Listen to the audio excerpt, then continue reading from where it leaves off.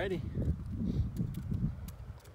There's the north side of the Mount Rogers Visitor Center.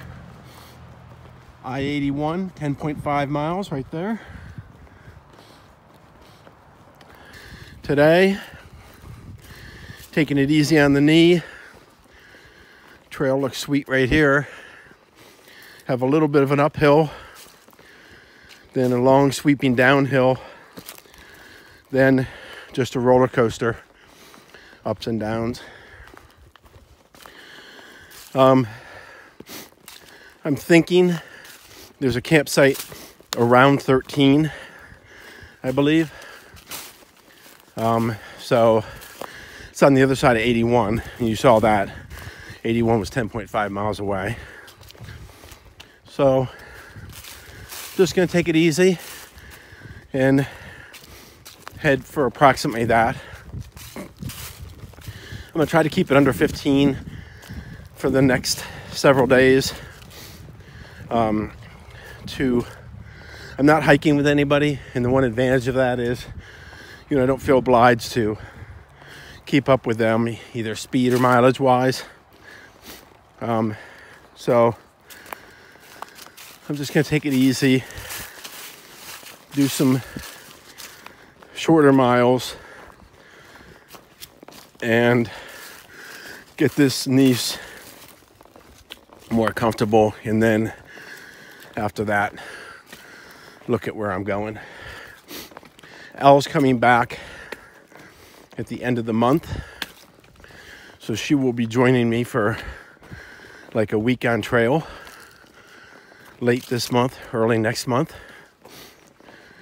So it doesn't really matter where I am.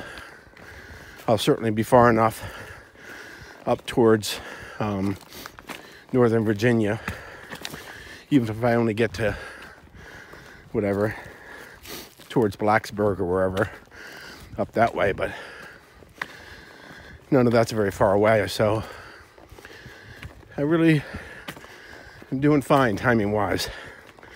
I just need to settle down and not hurt myself. So let me get back to you after I do this descent. So look at this. I'm hoping we can all appreciate t-shirt. Of course, my kilt, I've been wearing that anyway, but for the most part I've been wearing my rain skirt over the top of it.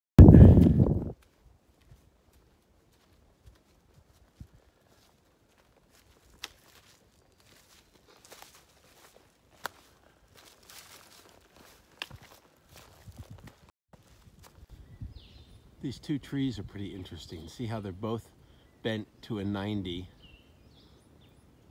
like bent to a 90, and then they're starting to grow, or did grow, to a 90 where they were bent. I would first imagine that that was the case because a widowmaker had fallen down and bent those two trees over. But you do have to wonder, the Cherokee and other native tribes used to bend saplings over as blazes or markers. And actually, if you look at the big tree that's sort of 2/3 of the way to the left of the side, where it arcs over those two, you do wonder if those might have been bent over by, like the Cherokee, as two saplings to sort of indicate a direction of travel or a path or something like that. It's pretty neat. You see a bunch of them out here, and I take pictures of them from time to time, but those two together make me more suspicious that man was involved somehow. Pretty neat. Again, what tales these forests could tell. Okay, things haven't changed much here. Been up and down the big ascents and descents, I believe.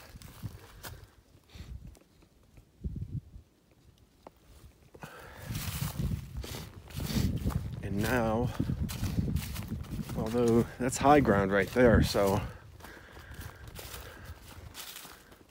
I don't know. Look at this. Some idiot shooting at this, a 12 gauge slug right there. Dumbasses. Oh, I see somebody down here. Looks like maybe at a water source.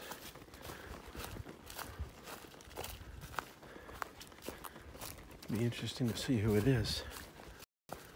Well, I guess this is a view of Walker Mountain.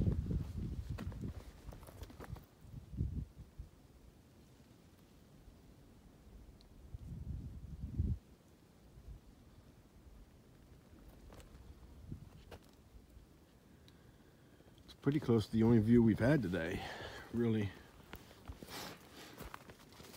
I mean, it's those nice eastern woodlands that you know that I like so much, but nothing really to see or to show you. And now you can see that this bougainvillea is really encasing the trail, and so you just have this narrow path going down the sides.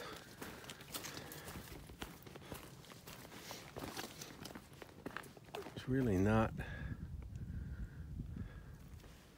a lot to show you, but it's been a good day, beautiful day. I went up and down Locust Mountain and up and down Glade Mountain. Locust Mountain was, you know, pretty typical. Glade Mountain was a rock scramble up, and for a lot of the down too has been that. I mean, right now it's sort of lighter, but it's still, you see, it's still this rock all the time. But going up, it was even more pronounced. But you can see this is what it's like. So every step is a potential knee twisting event. So I've just been taking it real easy today. I've been going just about 2 miles an hour. It took me just about 2.5 hours to do 5 miles. So that's a slow, measured pace. When I came down Locust Mountain, I was talking about the guy who was sitting there. That's Gnome. I've not met him before. He thought he had met me before, but I mean, it's possible that my profile is so sort of unique that it's possible that we've met. You know what I mean? Like he's been told what my name was or whatever, but I don't remember having met a Gnome before. But anyway, he was a good guy, really good guy. But so he's, you know, pretty much the evidence of what smart is. So he started the 1st of March. I started the 25th of February. Not a lot of days there since it's a short month, but he passed me. I was catching up to him, and he's been doing 10 to 12 miles every day. Now you just look at my mileage and you will see at least 5, I would say at least 7 20-mile days. Certainly 5 anyway. And a ton of 17s, 16s, whatever. And yet I was catching up to him. So that tells you a lot. I've had to take a bunch of zeros for health reasons. First was the dehydration and malnutrition issue, which I don't really blame myself because I had the conditions he didn't have. But that was 2 days. Then the knee issue, that probably is directly from going too fast, too far, too soon. And so far, I had 3 in Roan, and I just had another one. That's 4 days off the trail. Just for the knee, going too fast, too far, too soon. I think that's pretty dumb. So I'm going to try to back that off and stay under 15s for a while and just see how that goes. And hopefully my knees will get stronger. The muscles around them will get stronger and help protect them. The trail has sort of changed again for the better. Less rocky. A little bit more enclosed. More of like the green tunnel that many of you will face throughout the whole trip.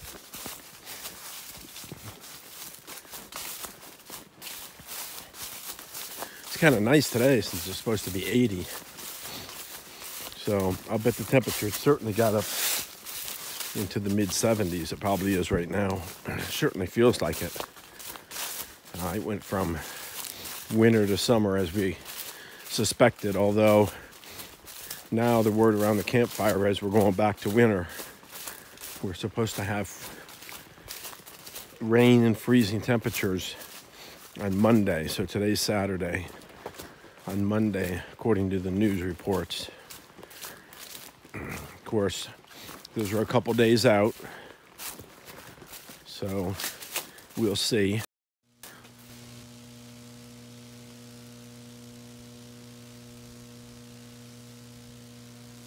Those aren't locusts you hear.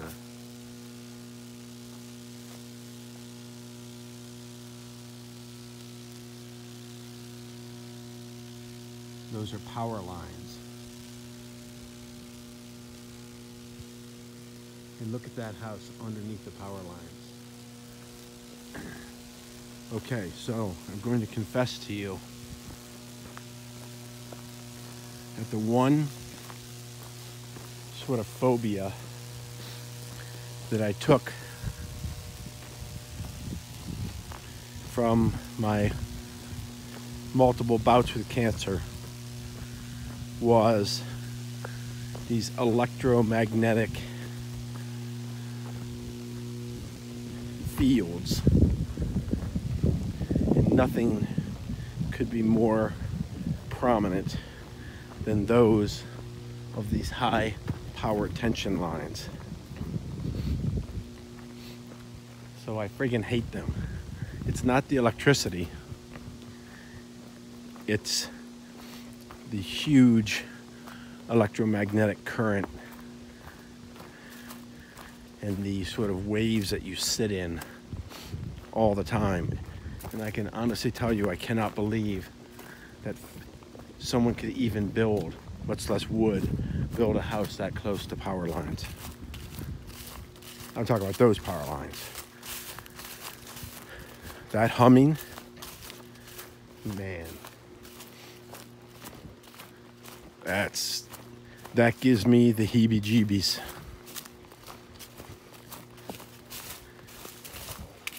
There is no way, and there is absolutely no way I would let my wife have a kid. I wouldn't live near him. I certainly wouldn't let an unborn child or an infant live that close to him. And like I said, I realize it's my own hang-up. It's my own phobia. But just having the MRIs and the CAT scans and the doused with either the electromagnetic or radiation, and the risk that it poses from repeated exposure. My God, I couldn't imagine living under those things. I mean, I don't know how realistic it is when people talk about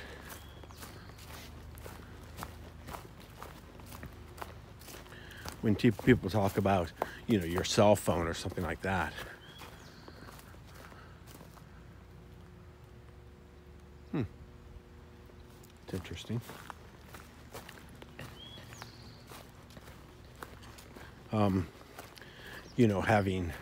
Increasing the risk of cancer or something like that. But man, those big power lines, woo, give me the heebie-jeebies. Certain why the camera away. I mean, this is sort of that famous spot where the church puts on, I hear voices, where the church puts on some trail magic. Lindemood School, 1894. So we'll go in and check it out.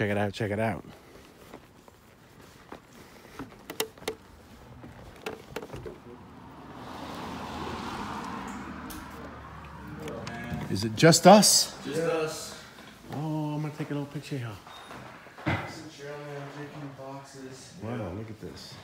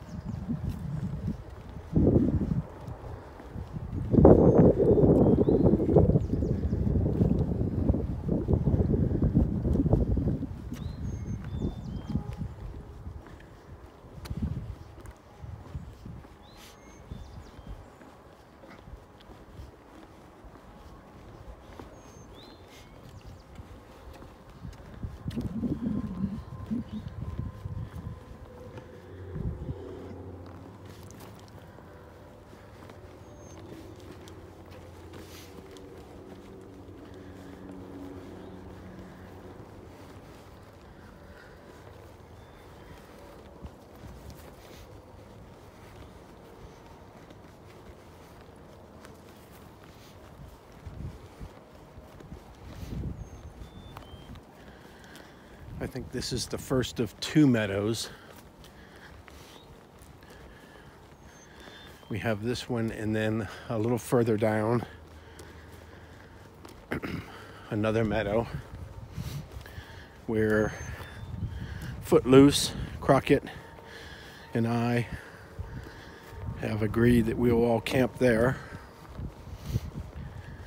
The weather for tomorrow is 100% chance of rain 100% of the day. And then behind that, apparently, is some degree of cold front. Whether it gets down to freezing or not is still a question mark, but I guess some of the weather reports are calling for freezing temperatures. So This is a cycle I don't like. And had I not just done back-to-back, not just zeros, but staying in Damascus, then staying in Marion, you know, I wasn't going to stay at the Relaxed Inn. I mean, it'd be right there, but, you know, I need to be out. So, again, rain, not an issue. It's the freezing temperatures behind it that can become problematic, particularly since I just sent home from Marion some of my warm weather gear. I kept enough. I knew not to send it all home before Parisburg, but it's a lot closer to the margins now than it was before I sent that stuff home. So these are all the decisions we make. You have or will make them too. Part of what motivated me to send things home was the fact that I said I wasn't going to stay in these other places until I got to Bland. So I prepared for 4+1. So I've got 5 dinners, 5 meals, and that's just a lot of weight. So that's where we are. Okay, that's a meadow out there in the clear sky where it's broken up. This looks like a pretty flat spot from my tent. The water source is down that way, actually behind that bougainvillea. Down that way.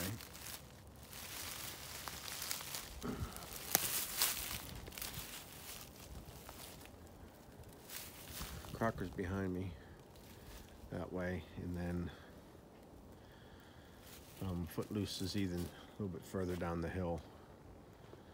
So this is what it looks like. Now, it's supposed to rain, right? Rain hard, so I don't like to be on this fresh dirt. So I'm gonna put some leaves there to help stop the splash from the rainwater trashing the tent. And here it doesn't look like there's too much runoff. So I think I'll be okay with water runoff. The only thing I'm a little bit worried about is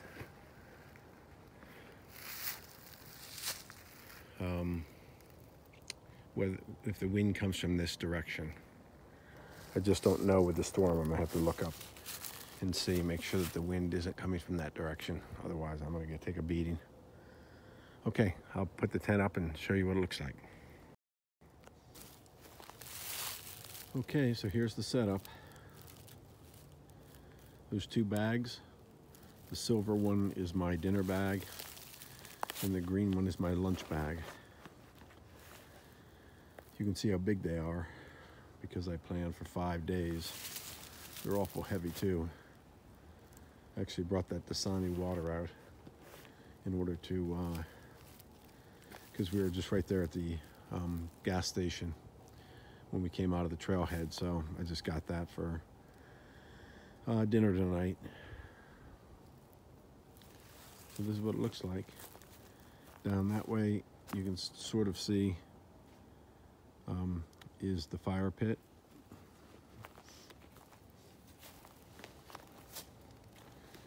I'll just show you the other side real quick.